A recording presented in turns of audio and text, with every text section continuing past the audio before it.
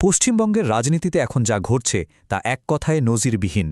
ক্ষমতা, রাজনীতি আর কেন্দ্রীয় তদন্তকারী সংস্থাগুলোর মধ্যে চলছে এক তীব্র সংঘাত। চলুন এই পুরো বিষয়টার গভীরে যাওয়া যাক। অনেকেই কিন্তু এই প্রশ্নটা তুলছেন, কারণ সম্প্রতি যা ঘটল তাতে রাজ্যের একজন মুখ্যমন্ত্রী আর দেশের কেন্দ্রীয় সংস্থাগুলো একেবারে মুখোমুখি। তো ঠিক কি হয়েছিল সেদিন, চলুন সেটাই দেখি। না, এটা কোনো সিনেমার চিত্রনাট্য নয়, এটা পশ্চিমবঙ্গের একেবারে বাস্তব একটা ছবি, যেখানে মুখ্যমন্ত্রী মমতা ব্যানার্জি নিজে একটা ফেডারেল রেইডের মাঝখানে ঢুকে পড়েন আর সেখান থেকে কিছু নথি আর ইলেকট্রনিক ডিভাইস নিয়ে বেরিয়ে আসেন। ওই মুহূর্তটা ছিল যেন একটা আগুনের স্ফুলিঙ্গ, কিন্তু এর পেছনে একটা অনেক বড় গল্প আছে। আচ্ছা, একবার সেই দিনের ঘটনা প্রবাহটা ভাবুন। ভোর ৬টা নাগাদ ইডি টিম পৌঁছাচ্ছে একটা অফিসে। বেলা গড়াতে গড়াতে 11:30টায় সেখানে এলেন কলকাতার পুলিশ কমিশনার, আর ঠিক দুপুর 12টায় স্বয়ং রাজ্যের মুখ্যমন্ত্রী সেখানে হাজির। এরপর প্রায় 3.5 ঘণ্টার একটা অচলাবস্থা। দিনের শেষে ইডি টিমকে অফিস ছেড়ে বেরিয়ে আসতে হয়। মানে বোঝাই যাচ্ছে একটা সাধারণ তল্লাশি অভিযান কিভাবে চোখের পলকে রাজ্য বনাম কেন্দ্রের সরাসরি সংঘর্ষে পরিণত হল। মুখ্যমন্ত্রী কিন্তু লড়ছেন একটা ফ্রন্টে নয়, একই সঙ্গে দুটো আলাদা ফ্রন্টে। একদিকে আইনি লড়াই তো অন্যদিকে রাজনৈতিক।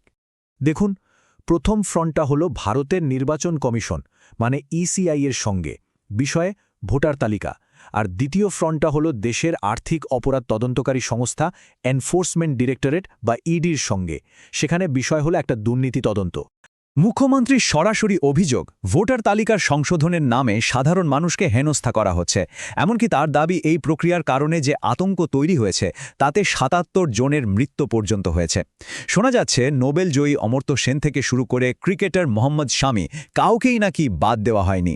এখন প্রশ্ন হল, ইডি যে সংস্থা দিতে রেইড করল সেই আইপিএসসি আসলে কি? এটা হলো একটা পলিটিক্যাল কনসালটেন্সি ফার্ম যারা পশ্চিমবঙ্গের শাসক দলের পুরো নির্বাচনী কৌশলটা সামলায়। কিন্তু সবচেয়ে ভাবার মতো বিষয় হলো রেইডের সময়টা। ঠিক নির্বাচনের মুখে এই ঘটনাটা ঘটল। যা হওয়ার তাই হলো। এই ঘটনা নিয়ে শুরু হয়ে গেল কথার লড়াই। দুই পক্ষই পুরো ঘটনার দুটো সম্পূর্ণ ভিন্ন ব্যাখ্যা দিচ্ছে।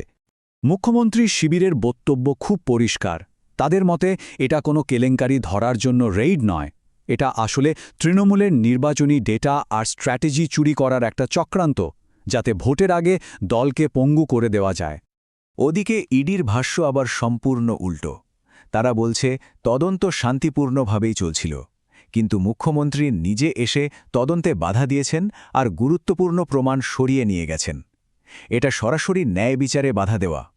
আর এই টানাপোড়েনের মধ্যেই কপিল সিবালের মতো বর্ষিয়ান আইনজীবীরা প্রশ্ন তুলছেন, ইডি কি একটা রাজনৈতিক হাতিয়ারে পরিণত হয়েছে? তাদের উদ্দেশ্য আর ক্ষমতার সীমা নিয়েই প্রশ্ন উঠছে। আসলে এই ঘটনাটাকে কিন্তু বিচ্ছিন্নভাবে দেখলে চলবে না। দেশজুড়ে কেন্দ্রীয় সংস্থাগুলোর কার্যকলাপ, বিশেষ করে ভোটের আগে তাদের তৎপরতা, একটা নির্দিষ্ট প্যাটার্নের দিকেই ইঙ্গিত করছে। অনেকেই লক্ষ্য করেছেন, যখনই কোনো রাজ্যে বড় নির্বাচন আসে ঠিক তার আগেই যেন কেন্দ্রীয় সংস্থাগুলোর তদন্তের গতি হঠাৎ করে বেড়ে যায়। একটা রিপোর্ট অনুযায়ী রাজনীতিবিদদের বিরুদ্ধে ইডি যত তদন্ত করেছে তার প্রায় ৯৮% বিরোধী দলের নেতাদের বিরুদ্ধে। সংখ্যাটা অবিশ্বাস্য হলেও সত্যি। একদিকে ৯৯% বিরোধী নেতা আর অন্যদিকে মাত্র ২% শাসক দলের নেতা। এই বিশাল পার্থক্যটাই কিন্তু এখন রাজনৈতিক বিতর্কের কেন্দ্রবিন্দুতে। আর এটা শুধু পশ্চিমবঙ্গের গল্প নয়, ঝাড়খণ্ড, বিহার বা মহারাষ্ট্রের মতো রাজ্যেও ঠিক নির্বাচনের আগে এই একই ছবি দেখা গেছে, যার থেকে এই অভিযোগটা আরও জোরালো হচ্ছে যে আঞ্চলিক দলগুলোকে চাপে রাখতেই কেন্দ্রীয় সংস্থাগুলোকে ব্যবহার করা হচ্ছে। তো প্রশ্ন হল, পশ্চিমবঙ্গের এই সংঘাতটা গোটা দেশের জন্য গুরুত্বপূর্ণ কেন? কারণ এই লড়াইটা এখন আর রাস্তায় নেই, এটা পৌঁছে গেছে দেশের সর্বোচ্চ আদালত পর্যন্ত।